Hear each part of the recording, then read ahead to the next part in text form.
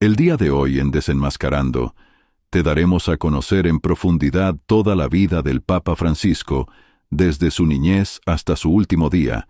Espero que lo disfrutes. Infancia y juventud, de Jorge Mario Bergoglio. Las raíces de un papa, orígenes familiares y contexto histórico. Jorge Mario Bergoglio nació el 17 de diciembre de 1936 en el barrio de Flores, uno de los más tradicionales de la ciudad de Buenos Aires, Argentina. Su nacimiento se dio en un mundo turbulento. Europa estaba en los albores de la Segunda Guerra Mundial y Argentina era un país que comenzaba a definirse entre la modernidad y el arraigo a sus raíces inmigrantes.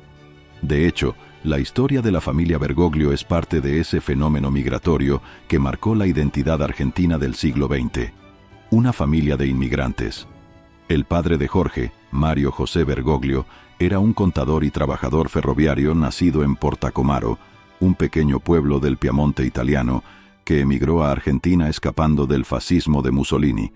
Su madre, Regina María Sibori, era argentina de nacimiento, pero hija de inmigrantes italianos. El hogar era católico, modesto y muy unido, con profundas raíces europeas y una fuerte ética del trabajo. Jorge fue el mayor de 5 hermanos: Óscar Adrián, Marta Regina, María Elena, la única que aún vivía al final de su papado, y Alberto Horacio. La familia vivía en una casa sencilla, decorada con fotos familiares y crucifijos, donde el ambiente estaba lleno de costumbres italianas.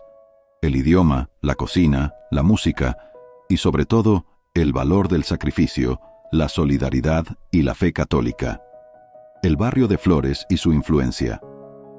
El barrio de Flores, donde creció, es un barrio porteño tradicional de clase media, con calles empedradas, casas bajas y parroquias en cada esquina. Allí Jorge conoció la vida comunitaria, las misas de domingo, las procesiones religiosas, los clubes de barrio y los partidos de fútbol en la vereda. Era un barrio donde todos se conocían, y la figura del cura de la esquina era tan importante como la del maestro o el almacenero.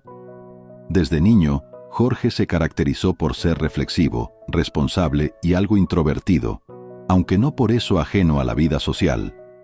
Sus amigos de la infancia lo recuerdan como alguien amable, con una gran capacidad para escuchar, algo que lo acompañaría toda la vida. Estudios primarios y adolescencia. Realizó sus estudios primarios en la escuela de Ocho Coronel Pedro Antonio Cerviño, y más adelante cursó la escuela secundaria en la Escuela Técnica Industrial Neguinto 27 Hipólito Yrigoyen, donde se especializó como técnico químico.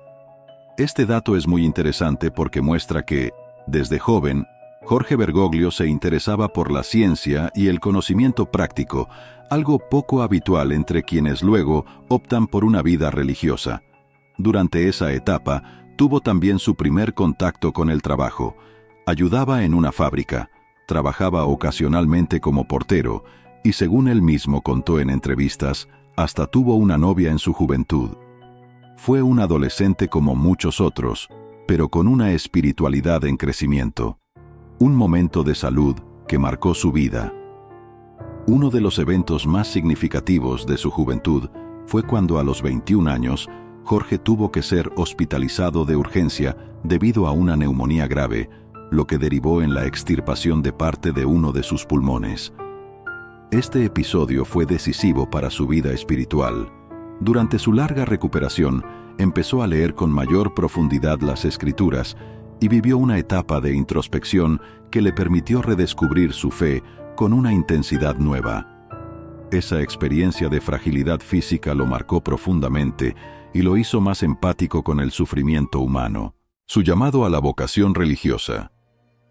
El momento en que Bergoglio decidió consagrarse a la vida religiosa fue, según él mismo cuenta, el 21 de septiembre de 1953, día de San Mateo. Tenía 17 años. Entró a una iglesia para confesarse y allí sintió, según sus propias palabras, la misericordia de Dios. Fue un momento tan poderoso que, al salir, supo que su camino estaba ligado al sacerdocio. Sin embargo, no ingresó directamente al seminario. Siguió trabajando como técnico químico durante un tiempo, incluso enseñando en colegios. Recién en 1958, a los 21 años, decidió ingresar a la Compañía de Jesús, atraído por el espíritu intelectual y el compromiso social de los jesuitas. Formación como jesuita, pensamiento y servicio. La etapa de formación jesuita fue larga y exigente. Jorge estudió humanidades, filosofía y teología y vivió en distintas comunidades, donde la vida era austera y muy enfocada al estudio, la meditación y el servicio a los demás. Enseñó literatura y psicología en colegios jesuitas y aprendió que el conocimiento es una forma de acercarse al prójimo. También desarrolló una devoción especial por San Ignacio de Loyola, fundador de los jesuitas, cuyo lema, en todo, amar y servir, lo marcaría para siempre. Durante este periodo, también vivió en Chile y España y aprendió a ver el mundo desde una perspectiva más global. Se empapó de teología, filosofía y ciencias sociales, pero también del contacto directo con la gente común, estudiantes, campesinos, obreros. Su pensamiento social comenzó a tomar forma. Hasta este punto de su vida, Jorge Mario Bergoglio no era un personaje público ni un líder eclesiástico. Era un joven argentino con una historia de vida profundamente humana. Inmigrante, trabajador, estudioso, enfermo y creyente. Su infancia en Flores, su familia italiana, su paso por la escuela técnica y la experiencia del dolor físico y espiritual formaron el carácter de quien, años después, se convertiría en una de las voces más importantes de la Iglesia Católica. ¿Por qué eligió a los jesuitas?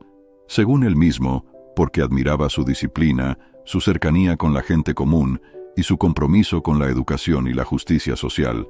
También porque buscaba una espiritualidad más profunda, más reflexiva, que lo ayudara a conocer a Dios en la vida cotidiana.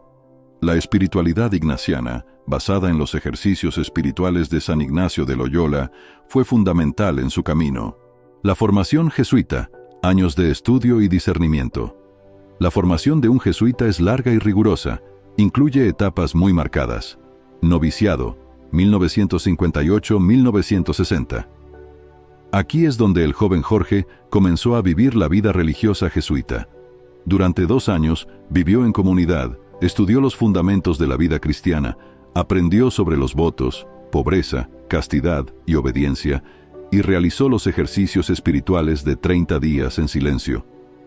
Fue un proceso de autoconocimiento, purificación y entrega total a la voluntad de Dios. Estudios de Humanidades, 1960-1963. Luego pasó al Colegio Máximo de San Miguel, donde estudió literatura, lenguas clásicas y filosofía. Allí desarrolló su capacidad intelectual y se convirtió también en profesor. Enseñó literatura, psicología y filosofía, lo que le dio herramientas para entender mejor el corazón humano. Muchos de sus alumnos lo recuerdan como un profesor exigente, pero apasionado. Magisterio y enseñanza, 1964-1966. Durante estos años, se dedicó a la enseñanza en colegios jesuitas de Buenos Aires y Santa Fe. Fue una etapa de práctica pastoral, donde pudo aplicar lo aprendido y vivir su fe en contacto con la juventud. Su cercanía con los alumnos, su lenguaje directo y su ejemplo de vida sencilla comenzaron a formar su perfil pastoral. Estudios de Teología, 1967-1970. Volvió al Colegio Máximo para estudiar teología, la ciencia que profundiza el conocimiento de Dios y de la Iglesia. Aquí se preparó para el sacerdocio en cuerpo y alma. Aprendió a celebrar la misa, a administrar sacramentos y a predicar. También empezó a destacar por su capacidad para comunicar verdades complejas con palabras simples, algo que lo acompañaría toda su vida. Su rol como formador, enseñar para transformar. En la década de 1970, Bergoglio se convirtió en maestro de novicios, es decir, era responsable de guiar espiritualmente a los jóvenes que ingresaban a la orden jesuita. Su estilo era exigente, incluso rígido. Pedía mucho, pero también daba el ejemplo. No era un líder complaciente. Era más bien un tipo duro, pero justo. Algunos de sus alumnos lo admiraban profundamente, Otros lo consideraban demasiado autoritario. Ordenación sacerdotal. Finalmente, el 13 de diciembre de 1969, a los 33 años, Jorge Mario Bergoglio fue ordenado sacerdote. Fue un momento profundamente emotivo para él. Ya había pasado por años de estudio, servicio, oración y vida comunitaria. Se había probado a sí mismo en cuerpo y alma. No era un joven idealista ni ingenuo. Era un hombre formado, con experiencia de vida, con luchas internas superadas y con una convicción firme de que su vida estaba al servicio de Dios y de los demás. El rito de ordenación fue presidido por el entonces arzobispo de Córdoba, Monseñor Ramón Castellano, y fue celebrado en la capilla del Colegio Máximo. A partir de ese momento, el hermano Jorge se convirtió en el Padre Jorge. En búsqueda de más sabiduría, su paso por el extranjero. Poco después de su ordenación, fue enviado a España, a la Universidad de Alcalá, para continuar sus estudios de teología. Más adelante, también pasó un tiempo en Alemania. Aunque no hablaba fluidamente alemán, aprovechó la experiencia para conocer más sobre el pensamiento europeo y especialmente sobre teología moderna y filosofía. Estos viajes le dieron una perspectiva global que sería muy valiosa cuando más adelante participara en sínodos, cónclaves y asuntos diplomáticos del Vaticano. Última etapa formativa, la tercera aprobación. En 1971, como parte del último tramo de su formación jesuita, hizo la llamada tercera aprobación, una especie de noviciado final donde debía revisar toda su vida espiritual, repasar los ejercicios espirituales y demostrar su madurez religiosa. Después de eso, pronunció sus votos perpetuos y fue plenamente admitido como miembro de la Compañía de Jesús. Más tarde, fue nombrado provincial de los jesuitas en Argentina en 1973, con solo 36 años. Fue un nombramiento impactante por su juventud, pero respondía al respeto que había ganado dentro de la orden por su capacidad organizativa y su profundidad teológica. Estuvo en ese cargo hasta 1979. Tiempo de dictadura, decisiones difíciles. Este periodo coincidió con uno de los momentos más oscuros de la historia argentina, la dictadura militar, 1976-1983. Fue una etapa de represión brutal, desapariciones, censura y miedo. En ese contexto, muchos miembros de la Iglesia fueron criticados por su silencio o complicidad. Bergoglio, como provincial jesuita, tomó decisiones que aún hoy generan debate. Hay quienes lo acusan de no haber protegido adecuadamente a dos sacerdotes jesuitas, Orlando Llorio y Francisco Jalix, que fueron secuestrados y torturados por el régimen. Otros sostienen que intercedió secretamente por ellos y que salvó muchas vidas, usando su posición para mediar en silencio. Con el tiempo, uno de ellos, Jalix, lo perdonó públicamente y afirmó que no guardaba rencor. Lo cierto es que Bergoglio vivió esos años con una carga de conciencia muy fuerte y que esa experiencia lo marcó profundamente. En entrevistas posteriores, reconoció no haber hecho todo lo que pudo y aprendió a vivir con el peso del arrepentimiento. Esa autocrítica lo diferenció de otros líderes religiosos de la época. Una etapa de retiro forzado, los años difíciles. Después de dejar su cargo como provincial y debido a tensiones internas dentro de la orden, Bergoglio fue enviado a Córdoba, donde vivió una especie de retiro eclesiástico. Pasó casi 2 años allí, entre 1990 y 1992, viviendo en una casa jesuita, sin dar clases ni ocupar ningún cargo visible. Fueron años duros para él. No tenía poder, estaba alejado de la toma de decisiones y sus superiores jesuitas desconfiaban de su estilo.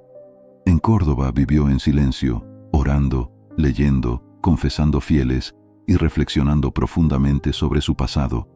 Más adelante, diría que esos años fueron su tiempo de purificación. Le sirvieron para aprender la humildad, la paciencia y la misericordia. Muchos biógrafos coinciden en que el Bergoglio que salió de Córdoba no era el mismo que había llegado. Ya no era el sacerdote severo de antes, sino un hombre más compasivo y centrado en el Evangelio como experiencia de perdón. El llamado que lo devolvió a la acción nombrado obispo. En 1992, el Papa Juan Pablo II lo nombró obispo auxiliar de Buenos Aires, bajo la autoridad del entonces arzobispo Antonio Quarrasino. Fue una gran sorpresa para muchos. Después de años en las sombras, Bergoglio volvía a ocupar un lugar central, ahora en la diócesis más importante del país.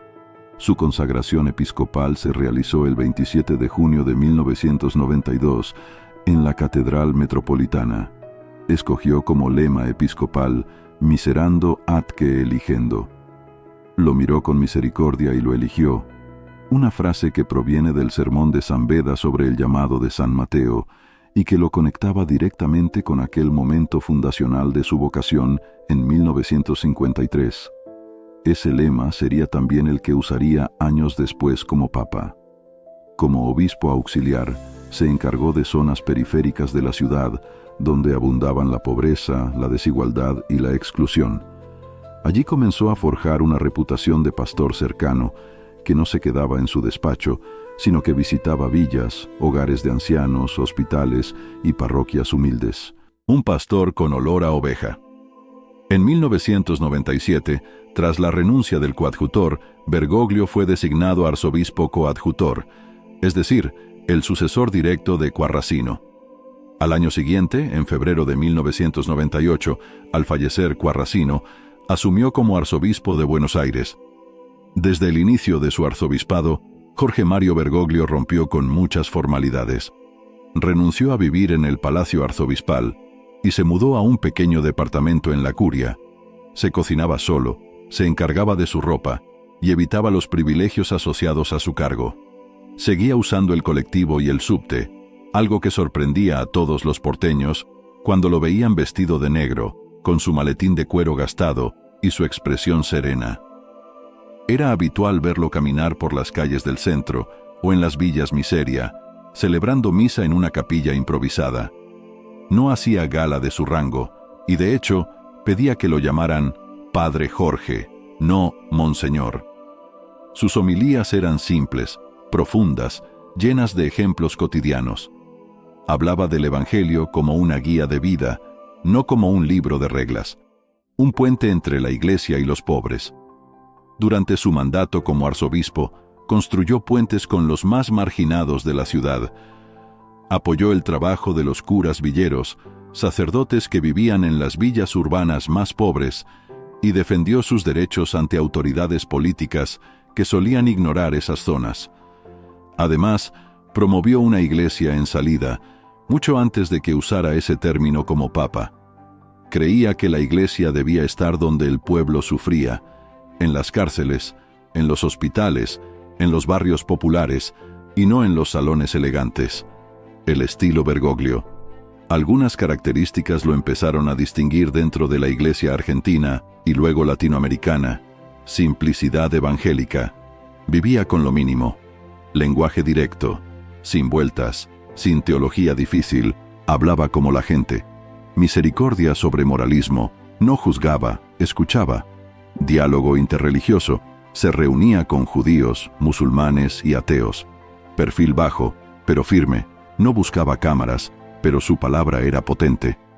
El cardenal que no quería figurar. En febrero de 2001, el Papa Juan Pablo II lo nombró cardenal. Cuando viajó a Roma para recibir la birreta roja, el símbolo del nuevo cargo, pidió a los fieles que no viajaran para acompañarlo y que, en cambio, donaran el dinero a los pobres. En el Vaticano, se empezó a notar su estilo reservado y austero, muy diferente al de otros cardenales. A pesar de su bajo perfil, su figura empezó a resonar internacionalmente, especialmente durante el cónclave de 2005, tras la muerte de Juan Pablo II. Se dice que fue uno de los candidatos más votados, aunque finalmente fue elegido el cardenal alemán Joseph Ratzinger, quien asumió como Benedicto XVI. Después de ese cónclave, su figura se volvió aún más influyente. Muchos lo veían como la conciencia social de la Iglesia latinoamericana, un hombre profundamente espiritual, pero con los pies en la tierra. Bergoglio en la Conferencia Episcopal. Durante los años 2000, Bergoglio también fue presidente de la Conferencia Episcopal Argentina, y tuvo una participación activa en los debates públicos más importantes. Criticó duramente la corrupción política. Se enfrentó tanto con gobiernos de derecha como de izquierda. Habló en favor de la justicia social, la defensa de la vida y los derechos de los más olvidados. Nunca militó en un partido, pero su voz tenía peso moral y social, aunque él siempre intentaba mantenerse neutral en los conflictos partidarios. Un pastor, no un político. Lo que más caracterizó a Bergoglio como arzobispo fue su capacidad para acompañar sin imponer. No pretendía dar lecciones de doctrina, sino mostrar con el ejemplo cómo vivir el Evangelio. Prefería hablar de esperanza y misericordia que de condenas. Sabía que la gente sufría y se preocupaba más por aliviar el dolor que por señalar el pecado. El Papa Francisco. Un pontificado marcado por la misericordia, la reforma y la cercanía. La renuncia histórica de Benedicto XVI. Todo cambió el 11 de febrero de 2013, cuando el Papa Benedicto XVI, a los 85 años, anunció su renuncia al pontificado. Era la primera vez en más de 600 años que un papa renunciaba voluntariamente. La noticia sacudió al mundo. La Iglesia enfrentaba serias crisis, escándalos de abusos sexuales, corrupción en el Vaticano, pérdida de fieles y una imagen de institución lejana y burocrática. Había necesidad de un nuevo rumbo. Así se convocó al cónclave, una reunión de 115 cardenales en la Capilla Sixtina, para elegir al próximo papa. Y aunque el nombre de Bergoglio no figuraba entre los favoritos de los medios, dentro del cónclave su figura emergió con fuerza. Un hombre espiritual, latinoamericano, de bajo perfil, con experiencia pastoral profunda y capacidad de reforma. La elección de un papa inesperado, el 13 de marzo de 2013, en la quinta votación del segundo día del cónclave, los cardenales eligieron a Jorge Mario Bergoglio como el 265º Papa de la Iglesia Católica.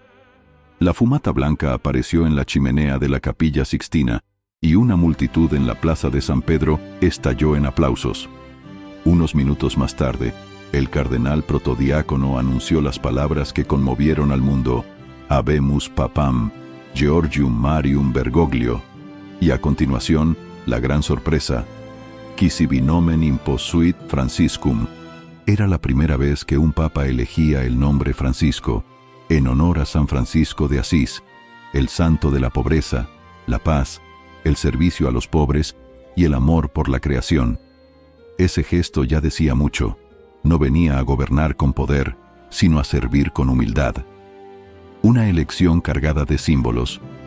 Francisco también fue el primer papa no europeo en más de 1200 años, el primer jesuita en la historia en llegar al papado y el primer latinoamericano. Su elección representaba un fuerte mensaje de apertura hacia el sur global, hacia las periferias del mundo y hacia los pueblos históricamente olvidados. Cuando salió al balcón de San Pedro, vestido solo con su sotana blanca, sin capa ni ornamentos, su gesto fue revolucionario. Se inclinó y pidió al pueblo que rezara por él antes de dar la bendición. La plaza entera quedó en silencio. Fue un momento de profundo simbolismo. El mundo conocía por fin al Papa Francisco, un estilo papal sin precedentes. Desde el primer día, Francisco rompió con las formalidades del Vaticano. Renunció a vivir en el Palacio Apostólico y eligió una residencia sencilla, la Casa Santa Marta. Se desplazaba en autos comunes, usaba zapatos gastados y vestía con extrema sencillez. Hablaba en un lenguaje directo, cercano, sin complicaciones teológicas. Recibía con afecto a enfermos, inmigrantes, presos y gente común. Dio señales claras de lo que sería su pontificado. Una iglesia más pobre y para los pobres, más misericordiosa, menos autorreferencial y más en salida, como él mismo decía. Sus grandes encíclicas y mensajes. Durante su pontificado, Francisco publicó documentos fundamentales que marcaron el rumbo de la Iglesia del siglo XXI. Entre ellos, Evangelii Gaudium, 2013, su primer gran texto, una exhortación apostólica sobre la alegría del Evangelio. Allí pide una iglesia que salga de sí misma, que abandone el confort y se acerque a las periferias. Insta a dejar el clericalismo, a ser más inclusivos y a poner el amor por encima de las normas. Laudato Si, 2015. Una encíclica revolucionaria sobre el cuidado del planeta. Francisco habla del cambio climático, la crisis ambiental y la ecología integral. Llama a escuchar el grito de la tierra y el grito de los pobres. Es considerado uno de los documentos más influyentes en el diálogo entre ciencia, política y religión. Amoris Laetitia, 2016. Reflexiona sobre la familia, el matrimonio, las relaciones modernas. Abre la puerta al acompañamiento pastoral de personas divorciadas, separados o en situaciones irregulares, proponiendo una iglesia menos condenatoria y más acogedora. Fratelli Tutti, 2020. Un poderoso llamado a la fraternidad universal, a superar el individualismo, el racismo y los nacionalismos. Propone una ética de la amistad social, donde todos, creyentes o no, están llamados a construir puentes y no muros.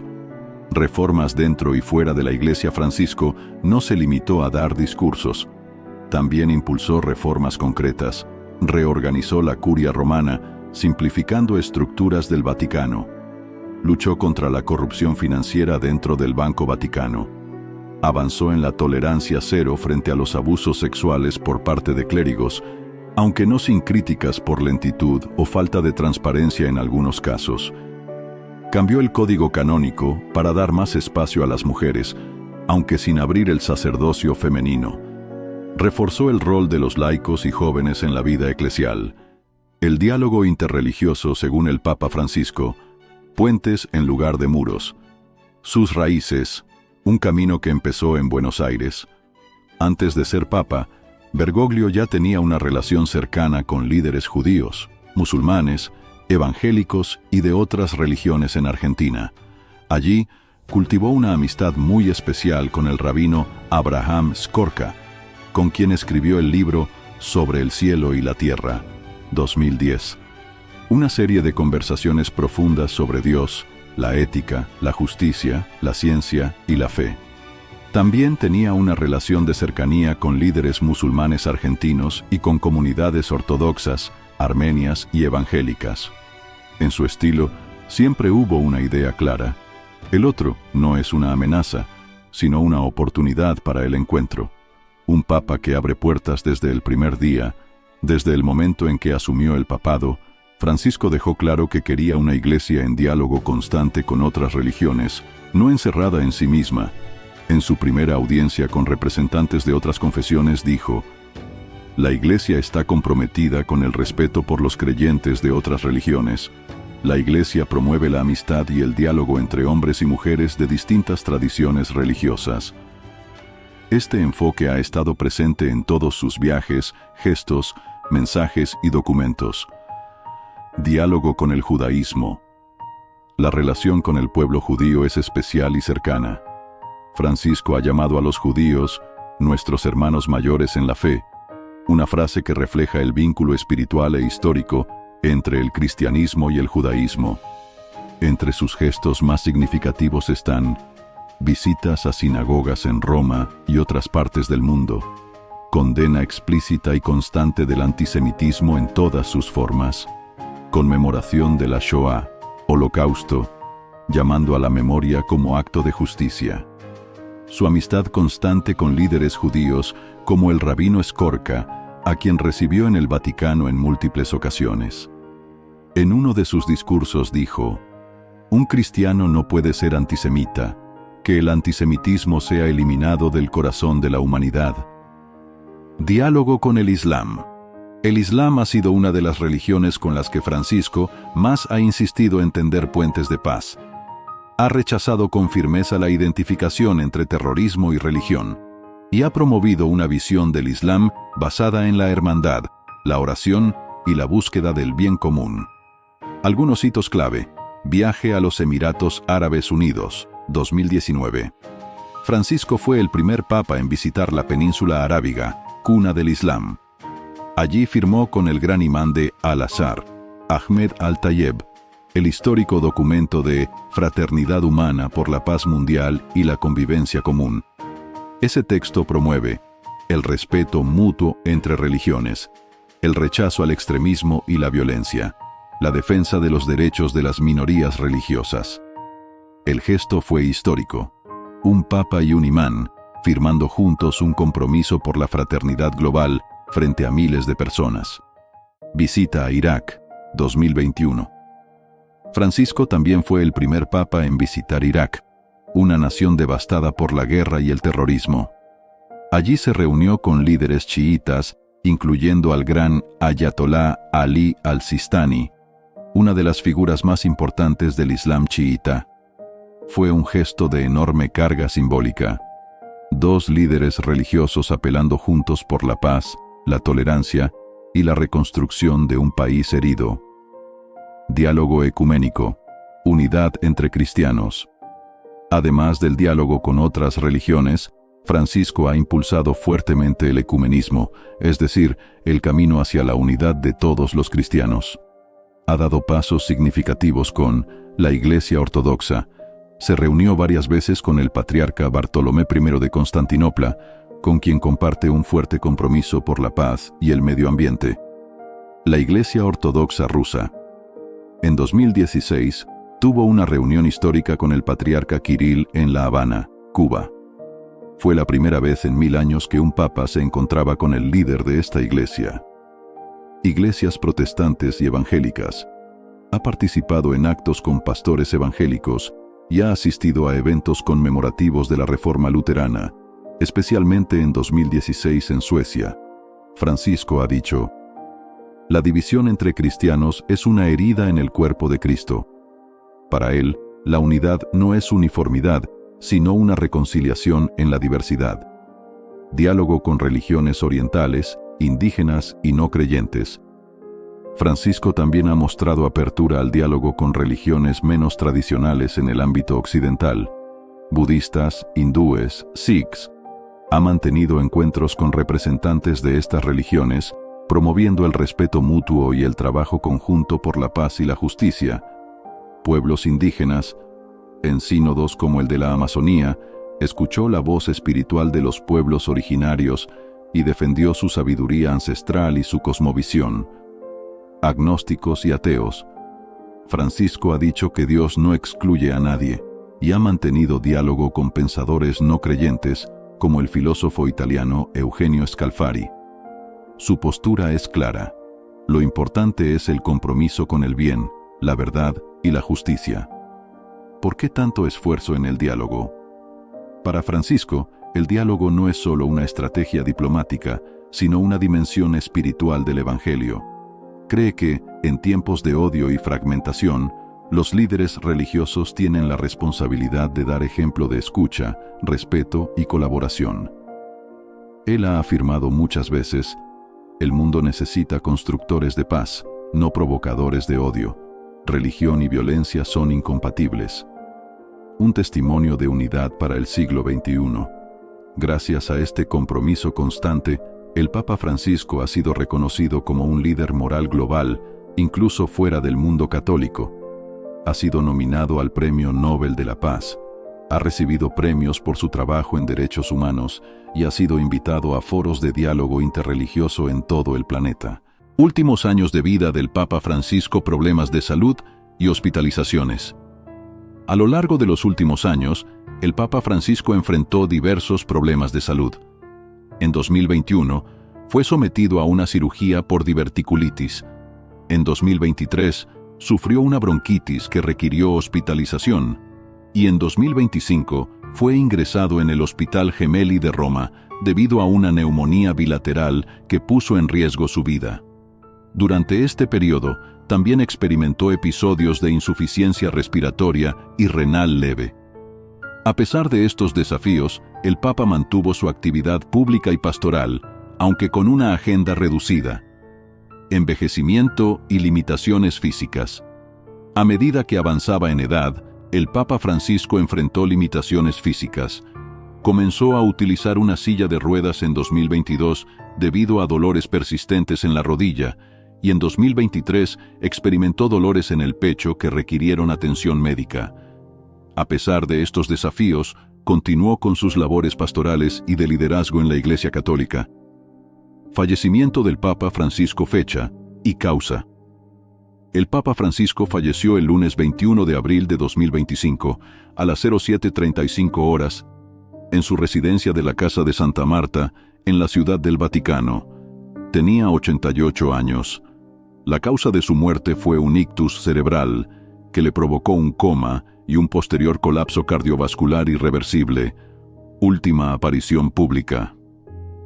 Su última aparición pública fue el domingo 20 de abril de 2025, durante la misa de Pascua en la Plaza de San Pedro, donde impartió la bendición Urbi et Orbi.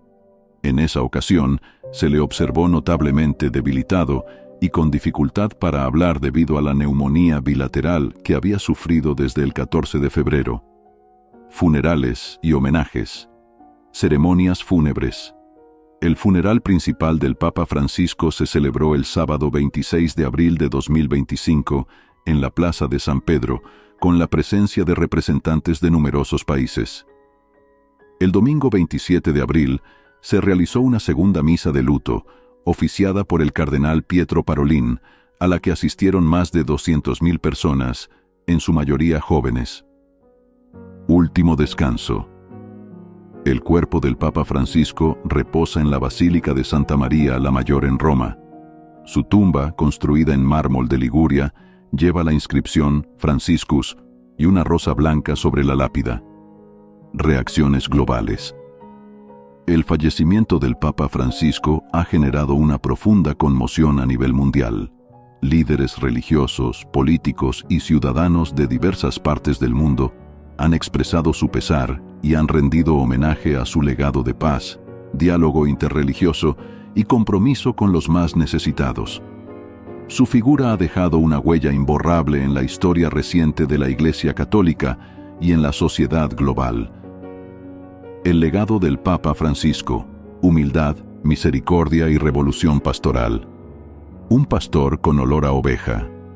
Francisco nunca quiso ser un monarca religioso.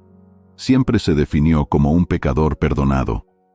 Con su modo sencillo de hablar, de caminar, de vestir y de escuchar, volvió a poner el Evangelio en el centro.